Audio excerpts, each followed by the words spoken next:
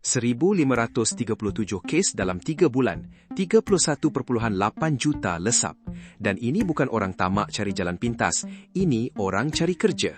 Menurut PDRM dan JSJK Bukit Aman, dari Januari hingga Mac 2026, penipuan tawaran kerja sambilan sudah mencatat 1,537 kes dengan kerugian 31.8 juta. Soalan dia, kenapa orang yang cuma nak tambah pendapatan pun boleh kena perangkap? Jawapannya, skam kerja sekarang tidak datang macam skam lama. Dulu orang bayang skamer telefon, marah-marah, paksa bayar. Sekarang dia datang dalam bentuk iklan kerja yang nampak biasa. Kerja dari rumah, gaji harian, komisen cepat, tak perlu pengalaman. Cuma like video, follow account, susun order atau bantu promosi produk. Mula-mula, mangsa diberi tugas kecil. Lepas itu dibayar sedikit, RM10, RM20, kadang-kadang lebih.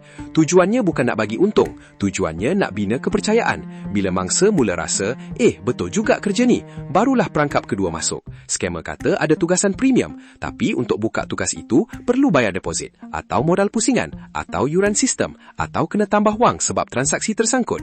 Di sinilah ramai orang tersangkut. Bukan sebab mereka bodoh, tapi sebab psikologi sudah terkunci. Mereka sudah nampak duit kecil masuk, mereka sudah habiskan masa, mereka sudah percaya ada kerja di sebalik kawaran itu. Bila diminta tambah 300, kemudian 1,000, kemudian lagi, otak mula fikir, kalau berhenti sekarang, semua yang tadi rugi. Itulah perangkap dia. Job scam bukan jual kerja, ia jual harapan. Dan harapan paling mudah dijual kepada orang yang sedang terdesak.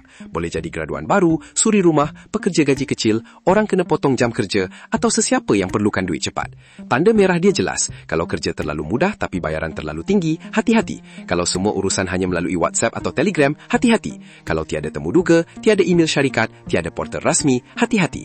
Paling penting, kerja sebenar tidak minta anda bayar dulu untuk mula bekerja. Kalau mereka minta yuran daftar, deposit, modal tugasan, bayaran buka akaun atau suruh guna akaun bank sendiri untuk transaksi orang lain, berhenti.